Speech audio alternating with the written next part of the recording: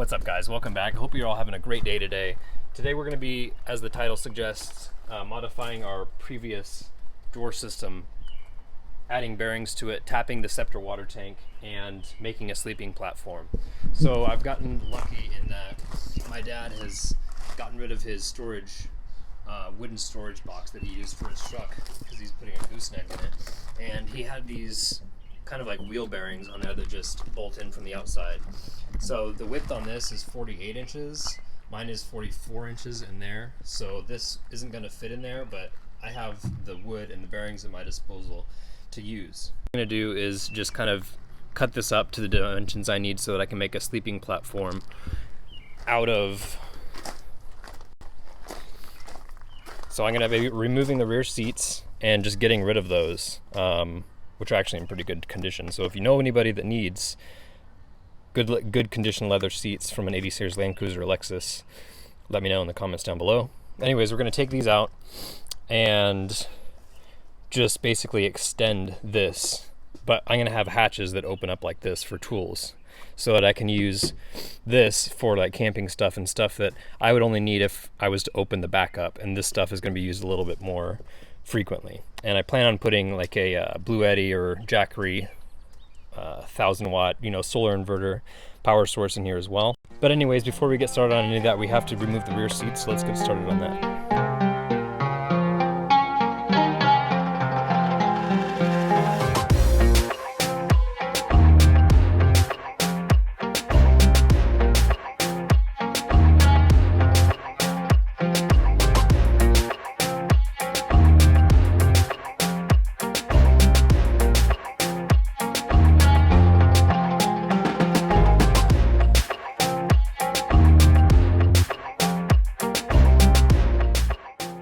This is my drawer system that my brother helped me make, or he pretty much did all of it. But anyways, it's coated in marine carpet. I couldn't find like a big sheet, so I just did whatever dimensions these are and just kind of layered them there. Still looks pretty clean. I think the cost is around $300. We didn't use bearings. We used a router to route two routes in this bottom portion here. And then we got some stainless steel tubing to put in there so that it's arched like this, only half of it. So you're not sacrificing too much room, and it can slide on these. You can see that it's sliding on only a portion so that there's less resistance, less drag. But what we want to do today, since these are pretty heavy, all my tools are going to be going up there, but since these are pretty heavy and I want to make them slide easier, and we have these at our disposal now, we want to install these in there. I went into Ace Hardware and grabbed this little fitting. It's just a regular, spigot, kind of a style brass fitting. It's gonna sit something like this. I was trying to figure out how to mount it. It'll be the most accessible. I'm gonna go ahead and drill that.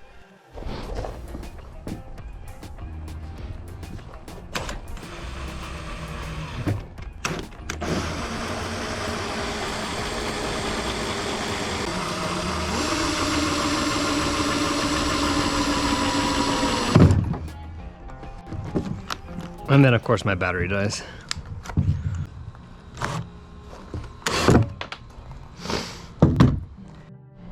So the hole I drilled was actually a little too big. Unfortunately, I didn't take measurements again, per usual. But it's all right. We're just gonna chalk it up with a bunch of silicone around here, and that'll seal it up. It's real close, but ideally you'd want to fit a little bit snugger, but we'll get some silicone on it. I'm just gonna give this surface around it a little bit of scuff up, just so the silicone has something easier to adhere to, and it's just a heavier grit sandpaper. And this is just Loctite, it's clear silicone.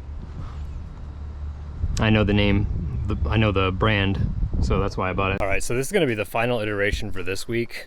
So what I ended up doing was going with bearings on one side. You're not gonna be able to see in there that well, but I cut the box up so that it would fit with these rails that you need for the bearings to slide on. And it took a long time basically to cut the box inward, to re-screw everything through. And it works, but in my opinion, it was worth it, but it kind of wasn't.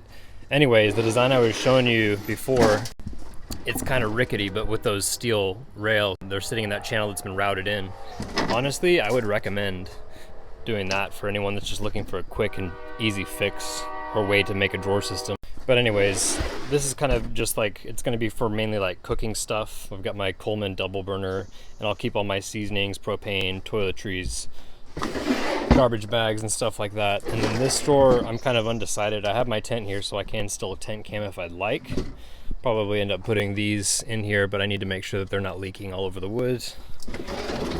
And then, yeah, so what we ended up doing is going and get some of the same bunk carpet from Marine West out here in Portland. It's the stuff they put on the trailers for boats.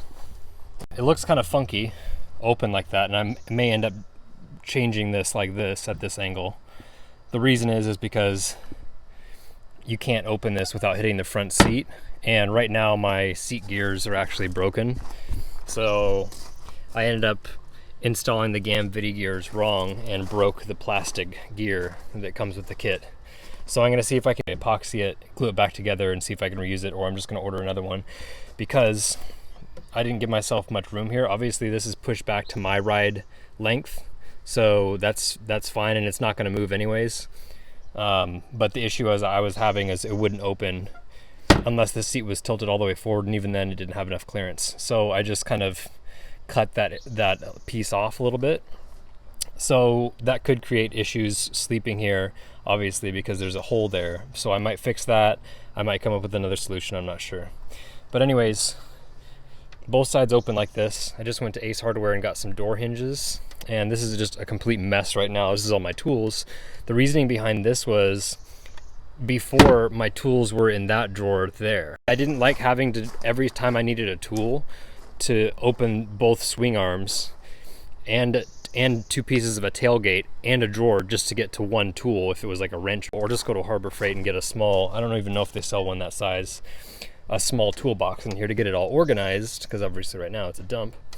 But anyways, you know, there's plenty of room in there, and the idea is eventually I want to get a Dometic center console fridge and put it up here, which runs off 12 volt, or I think it can run off AC power. I was looking at getting a dual battery system up front to put over there with the SLE washer bottle relocation kit, but I'm looking into Blue Eddy's, the 720 watt hour power source inverter. So it has solar input and it has 720 watt hours, which isn't bad, and you can also charge it from your DC car charger, your cigarette lighter. So in my opinion, when you take into the consideration the costs of a dual battery setup, an inverter, a battery charger, an isolator, all that kind of stuff, it seems far more efficient maybe 10 years ago to have that system, because that was really, I don't want to say all that was available. Red Arc makes some really good stuff, and I'd love to have a system, you know, put together by them.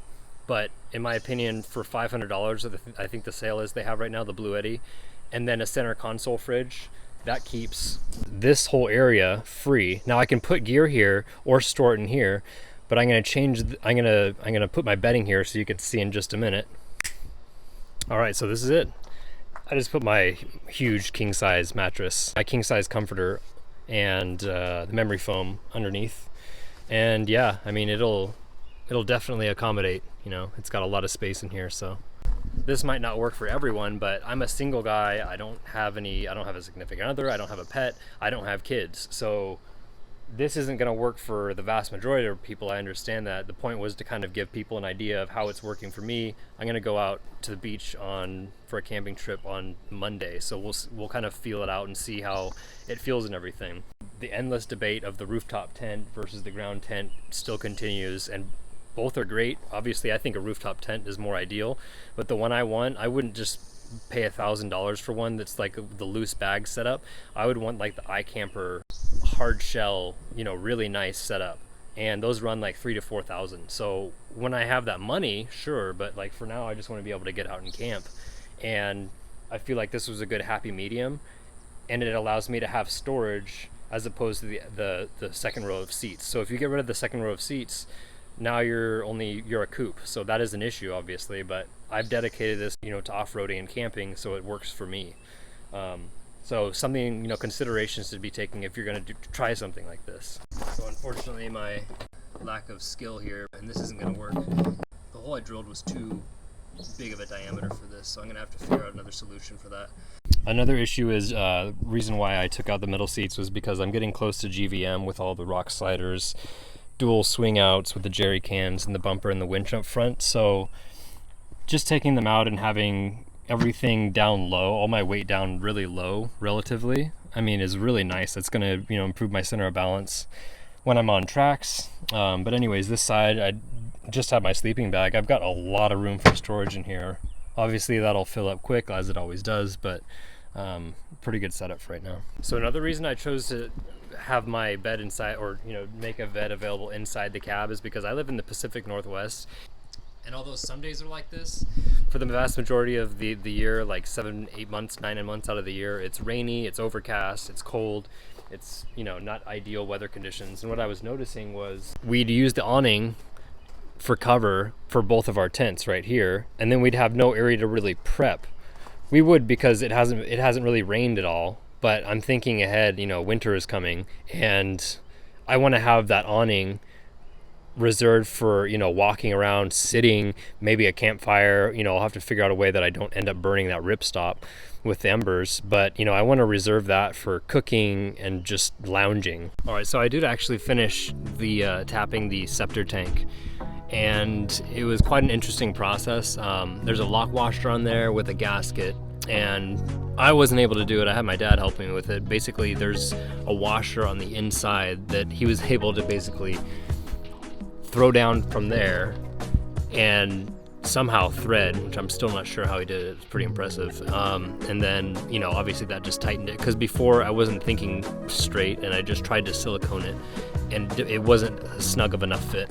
So this works now, as you can see. But I'd show you the view from inside. I'm 6'1", and I've got room to the tailgate still. So my head's up against the headrest on the pillow, but nonetheless, there's enough room. And if needed be, I could lay diagonally like this and still be fine.